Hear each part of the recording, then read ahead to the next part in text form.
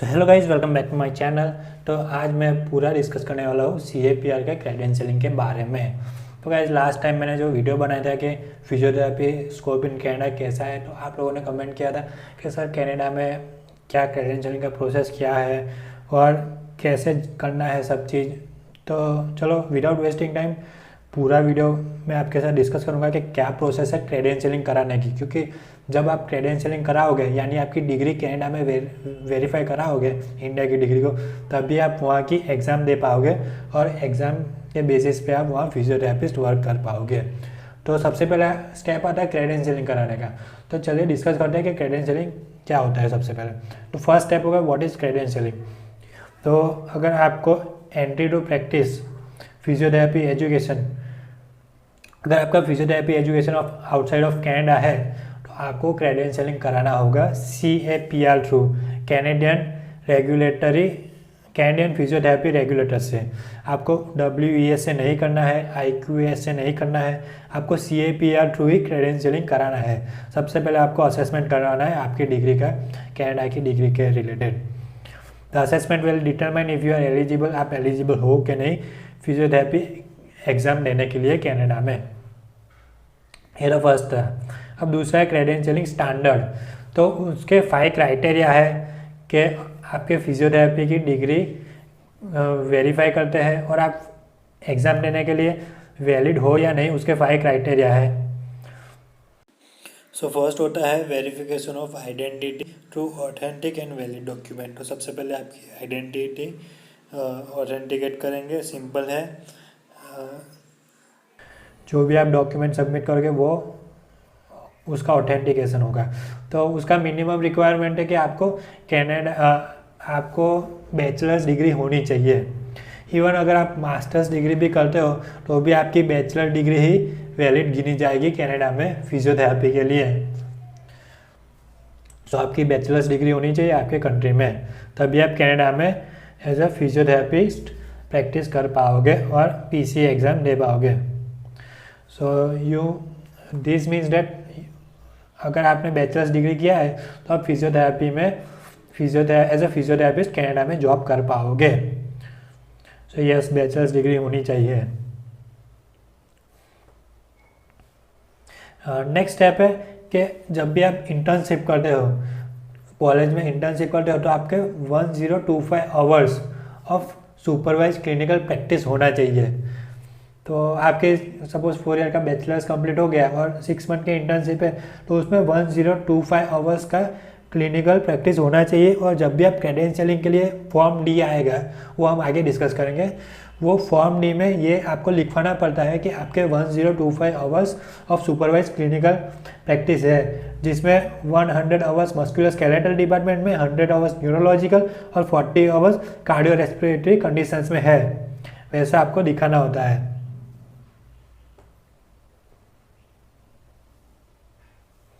फिर नेक्स्ट आता है फ्लुएंसी इन इंग्लिश। बेसिकली आप कनाडा में जा रहे हो तो आपको इंग्लिश तो अच्छा आना चाहिए, और कनाडा बाइलिंगुअल है, मीन्स इंग्लिश भी सिखाते हैं, इंग्लिश भी बोलते हैं और फ्रेंच भी बोलते हैं। इसलिए अगर आपको इंग्लिश और फ्रेंच अच्छा आता है तो आप वहाँ प्रैक्टिस कर पाओगे और आपको IELTS देनी नहीं पड़ेगी।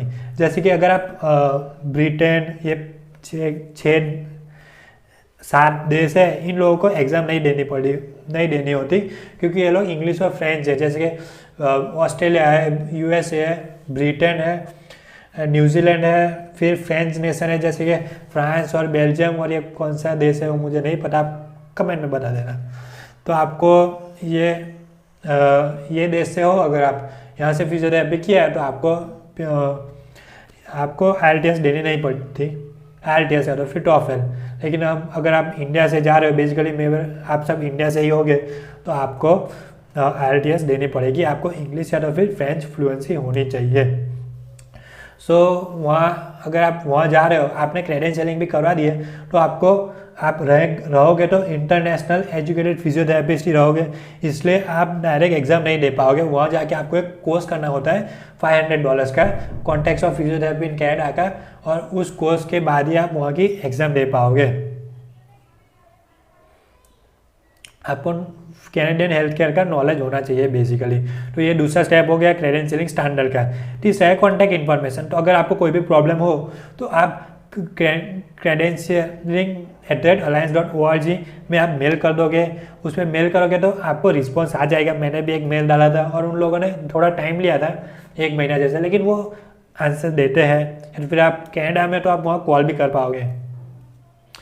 थर्ड है, अब फोर्थ है इंपॉर्टेंट रिक्वायर्ड डॉक्यूमेंट। कौन से रिक्वायरमेंट डॉक्यूमेंट चाहिए आपको क्रेडेंशियलिंग कराना होगा। तो सबसे पहले डॉक्यूमेंट यू नीड, तो सबसे पहले 3 फॉर्म आते हैं, यानी टोटल 4 फॉर्म होते हैं, लेकिन पहले 3 फॉर्म आएंगे। फॉर्म ए जो होगा एप्लीकेशन फॉर्म, और जिसमें एप्लीकेशन फॉर्म होगा और उसमें आपको क्रेडिट कार्ड की डिटेल्स भी डालनी होती है, जैसे कि $1000 अभी क्रेडेंशियलिंग की फ़ीस अराउंड 1000 है, तो उसमें आपको क्रेडिट कार्ड की इन्फॉर्मेशन देनी होती है। दूसरा होता है एप्लीकेशन चेकलिस्ट, यानी आपने एप्लीकेशन में कौन से डॉक्यूमेंट डाले हैं। तीसरा होता है अटैच पासपोर्ट साइज फ़ोटो, तो आपका एक फ़ोटो लगा होना चाहिए उस फॉर्म में। फिर आपको कॉपी ऑफ सपोर्टिंग डॉक्यूमेंट्स आपको टिक करना होता है उस फॉर्म में कि आपके कौन से सपोर्टिंग डॉक्यूमेंट्स है।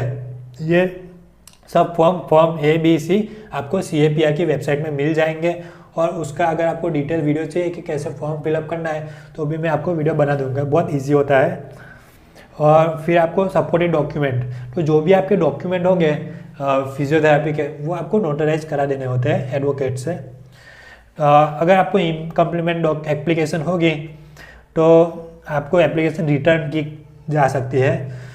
सो आपको ट्राई करना है कि आपकी एप्लीकेशन पूरी कंप्लीट हो। और अगर आप रिसेंट ग्रेजुएट हो तो आपको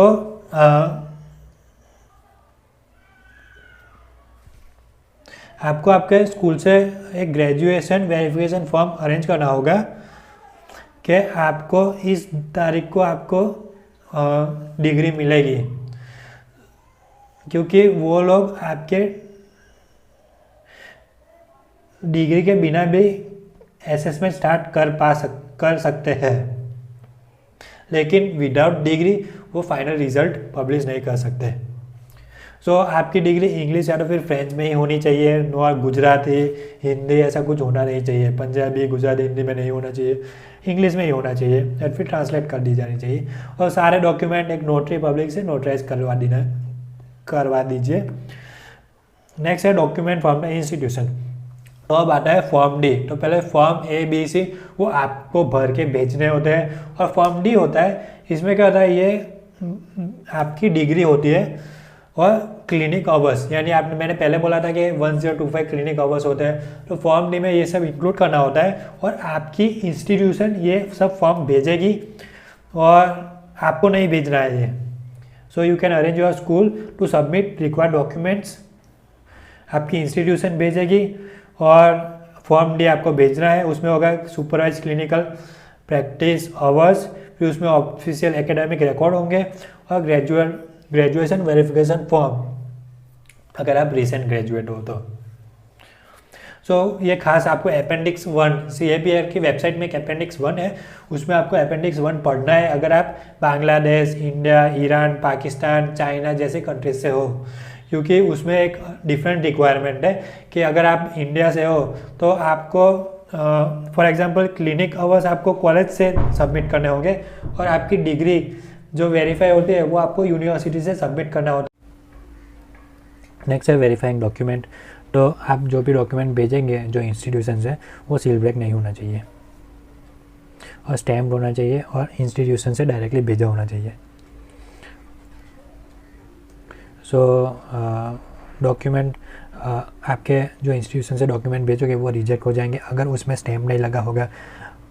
सेंडर आपके स्कूल का मतलब मीन्स कॉलेज नहीं होगी, या तो फिर सेंडर में आपका नाम होगा तो भी रिजेक्ट हो जाएगा, और एनवेलप ओपन होगा, सील होना चाहिए।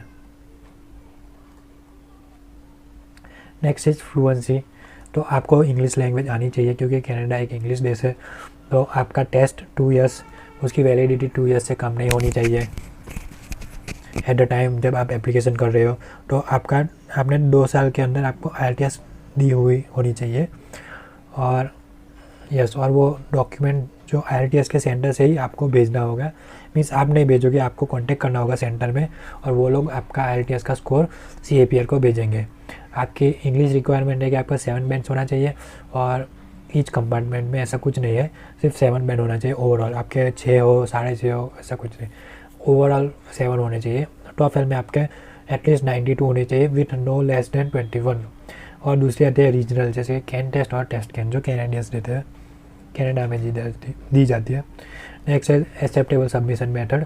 तो ये वही कि आपको लैंग्वेज डायरेक्ट एग्ज़ाम सेंटर से ये लोग एक्सेप्ट करेंगे, आपको नहीं भेजना है। डेडलाइन, तो आप IELTS रिजल्ट के दिए बिना भी आपकी CAPR की एप्लीकेशन स्टार्ट कर सकोगे, लेकिन अगर आप बहुत लेट करते हो तो वो लोग आपको 60 डेज़ का ड्यूरेशन देंगे और आपको उस टाइम में आपको सबमिट कर देना है। और यस, 2 साल पुराना नहीं होना चाहिए। सो क्राइटेरिया 5 है कि आपको वहाँ एक कोर्स करना होगा जो मैंने पहले आपको बताया था $500 का, कि आपको फिजियोथेरेपी क्रेडेंशियलिंग का कोर्स करना होगा। Context of physiotherapy in Canada का, हेल्थ केयर सिस्टम कनाडा में कैसा है, जो 1 मंथ का ऑनलाइन कोर्स होता है वो आपको वहाँ कर देना होता है।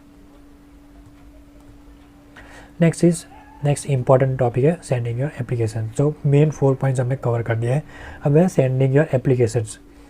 तो सेंडिंग योर एप्लीकेशन में जैसे आप एप्लीकेशन सेंड करोगे तो आपके स्कूल के ऐसा कुछ नहीं, आपके स्कूल के डॉक्यूमेंट भी पहले आप भेज सकोगे और फिर आप खुद के फॉर्म ABC भी आप भेज पाओगे।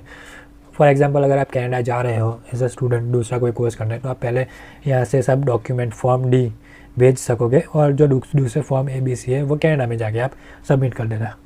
लेकिन विदिन 2 ईयर्स करना चाहिए वो। फिर जैसे आप एप्लीकेशन भेजोगे तो आपको वो पिन नंबर देंगे कि आपके डॉक्यूमेंट पहुंच गए, और पिन नंबर से आप उनको ईमेल थ्रू आप कॉन्टैक्ट करोगे कि आपका पिन नंबर ये है और आपको डिटेल्स चाहिए XYZ। फिर वो लोग, और जब भी आप एप्लीकेशन फॉर्म फिल कर रहे हो तब आप इंडिकेट कीजिए कि आपको ऑफिशियल अपडेट्स चाहिए कि नहीं, कि आपके डॉक्यूमेंट कौन से पहुँचे, कौन से एक्सेप्ट हुए, वो सब। So there is misconcept that simply applying and submitting the necessary document for credentialing, कि आप सिंपली अप्लाई कर दोगे तो आपको एग्ज़ाम में बैठना मिल जाएगी, ऐसा नहीं होता। वो लोग पूरा वेरीफाई करते हैं फिर, और आपकी एलिजिबिलिटी चेक करते हैं, फिर आपको मिलेगा। सो president and non president case. So president और नॉन प्रेसिडेंट को हम समझते हैं। फॉर एग्जांपल 2 स्टूडेंट हैं A एंड B, दोनों साथ में पढ़े हैं, दोनों सेम ईयर में थे, सेम कॉलेज में थे, सेम यूनिवर्सिटी में थे। तो उसमें सपोज़ A वाले बंदे ने पहले अप्लाई किया तो वो A वाला बंदा नॉन प्रेसिडेंट हुआ और उसका प्रोसेसिंग टाइम लगेगा अराउंड 5 to 6 मंथ या तो फिर 4 to 5 मंथ्स। फिर अब हम बात करें प्रेसिडेंट, तो B जो बंदा हुआ, A वाले ने उसका क्रेडेंशियलिंग करवा दिया, तो B वाला बंदा हुआ प्रेसिडेंट, क्योंकि उसका A वाले से सेम ईयर है, सेम कॉलेज है, सेम यूनिवर्सिटी है, सब कुछ सेम है, तो वो प्रेसिडेंट फाइल होगी और उसमें क्रेडेंशियलिंग फास्ट होता है, अराउंड 3 to 4 मंथ में उसका क्रेडेंशियलिंग हो जाएगा।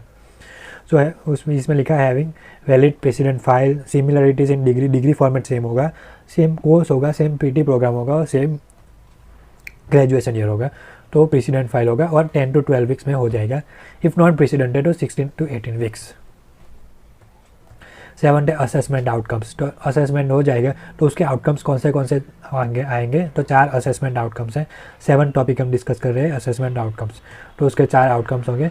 फर्स्ट आएगा इनकम्प्लीट फाइल। आपको अगर ऐसा भी मिलेगा कि आपकी फ़ाइल इनकम्प्लीट है, जब आप लैंग्वेज टेस्ट सबमिट नहीं करते हैं, आपके डॉक्यूमेंट में क्लिनिक आवर्स जो मैंने आपको बोला था कि 1025 क्लिनिक आवर्स होने चाहिए, वो नहीं है, क्लैरिफिकेशन नहीं है, या तो फिर आपकी स्कूल की आइडेंटिटी, आपकी स्कूल प्रॉपर है या नहीं, आपकी कॉलेज रजिस्टर है या नहीं उनके पास, उसकी क्लैरिफिकेशन चाहिए, तो उसके लिए भी वो इनकम्प्लीट फाइल गिन सकेंगे। और यू विल हैव 16 डेज, वो लोग आपको 60 डेज देंगे from the date of your letter कि आपको इनकम्प्लीट लेटर मिला है, और आपको ये सारे डॉक्यूमेंट अरेंज करके आपको सबमिट कर देने होंगे। तो पहला था आपको मिलेगा कि इनकम्प्लीट है, इफ़ अगर आपका इनकम्प्लीट फाइल होगा तो आपको इनकम्प्लीट मिलेगा असेसमेंट आउटकम। फिर दूसरा मिलेगा आपको, सॉरी, अगर इनकम्प्लीट फाइल में अगर आप रिस्पॉन्ड नहीं करते हैं विदिन 60 डेज़ तो वो लोग फाइल क्लोज कर देंगे और आपको रीओपन करवानी होगी तो उसके एक्स्ट्रा चार्ज होते हैं। नेक्स्ट मिलेगा not substantially different with minor gaps. तो आपको ये लेटर मिलेगा अगर आपने वहाँ का जो $500 का कोर्स होता है context of physiotherapy in Canada वो नहीं किया है, the Canadian health care system requirement. So जो $500 का कोर्स है अगर वो आप नहीं करते तो ये लेटर मिल सकता है, have not been successful on your language test, आपके 7 बैंड्स नहीं आते या तो फिर आपका टॉफल का स्कोर नहीं होता तो भी ये आ सकता है, have not submitted a notarise copy of your final degree certificate. तो ये 3 एस्पेक्ट अगर आप नहीं करोगे तो आ सकता है। तो इसमें आपको ये लेटर आएगा, उसमें विद इन आपको 2 ईयर्स हो गए, आपको ये फुलफिल रिक्वायरमेंट करनी है। सो प्रोविजनल एलिजिबिलिटी कब होगी कि अगर आप हेल्थ केयर का जो कोर्स होता है वो आप में रजिस्टर कर देते हो और आप उसमें अच्छे स्कोर करते हो तो आपको एलिजिबल हो जाओगे रिटर्न एग्ज़ाम के लिए। और अगर आप नहीं करते 2 साल में तो आपकी फ़ाइल क्लोज हो जाएगी। सॉरी 2 साल ऐसा कुछ लिखा नहीं है, लेकिन अगर आप नहीं करते तो आपकी फ़ाइल क्लोज हो जाएगी और आपको अगर ऐसा फिर कभी रीओपन करवाना होगा तो उसके अलग चार्ज लेंगे ये लोग। थर्ड रिस्पॉन्स आएगा कि सक्सेसफुल, यस आप सब क्राइटेरिया मीट करते हो और आप एलिजिबल हो तो 2 साल के अंदर आपको पीसी एग्ज़ाम दे देनी है, रिटर्न एग्ज़ाम। एंड फाइनल, तो फाइनल इज़ नॉट एलिजिबल, तो ये किसी का आता है अगर आपकी फिजियोथेरेपी डिग्री वैलिड नहीं है। Entry to practice education is not fees, आपका एजुकेशन फिजियोथेरेपी डिग्री नहीं है, आपकी entry to practice university level बराबर नहीं है, रिकॉग्नाइज इंस्टीट्यूशन नहीं है, सुपरवाइज क्लिनिकल प्रैक्टिस अगर आपके फुलफिल नहीं होते तब ये नॉट एलिजिबल आ सकता है। तो आपको विद इन 16 डेज आप उसको कभी कोई एरर हो जाए तो आप 60 डेज में आपको रिकन्सिडरेशन के लिए अप्लाई कर पाओगे। Final taking and the last step is 8th is taking the PCE. So it is the last step, taking the physiotherapy competitive exam. So once credentialing officer inform you that you are eligible, you can apply to PCE. So PCE के 2 component होते हैं, return and clinical component. तो सबसे पहले आपको return component देना होता है और फिर क्लिनिकल कंपोनेंट होता है। तो eligibility letter and passport size photograph, so your photograph is valid for 5 years from the date it is taken and a copy of your photograph and eligibility letter will be forwarded to exam department once you are eligible. तो आपको आपका photograph और eligibility letter forward करना है। if your photograph is expired you would be required to complete a new one. so expiration of the credentialing result, the date of your eligibility letter, जब आपका eligibility letter आएगा it will indicate that, उसमें indication होगा कि आपकी deadline कब है आपके एग्ज़ाम देने के लिए। तो डेडलाइन से पहले आपको एग्ज़ाम दे देनी है। सो ये था पूरा प्रोसीजर्स, 8 स्टेप है। सबसे पहले क्रेडेंशियलिंग को समझो, क्रेडेंशियलिंग का स्टैंडर्ड क्या है, कॉन्टैक्ट इन्फॉर्मेशन आए तो कुछ उनको कॉन्टैक्ट करो। 4th इंपॉर्टेंट स्टेप है required documents, 2nd and 4th requirement, फिर आपको एप्लीकेशन भेजनी है और president and non president simple basic step है। आपको CAPR के वेबसाइट में मिल जाएगा सब कुछ। अगर आपको कोई क्वेरी हो तो कमेंट कीजिए। अगर आप चाहते हो कि मैं और वीडियोस बनाऊँ form A B C and D तो आप प्लीज़ कमेंट कीजिए, लाइक कीजिए, शेयर कीजिए एंड अगर आपको कोई क्वेरी हो तो कमेंट कीजिए। Okay, so that's it. Video को लाइक कीजिए, शेयर कीजिए और मेरे चैनल को सब्सक्राइब कीजिए। Thank you very much.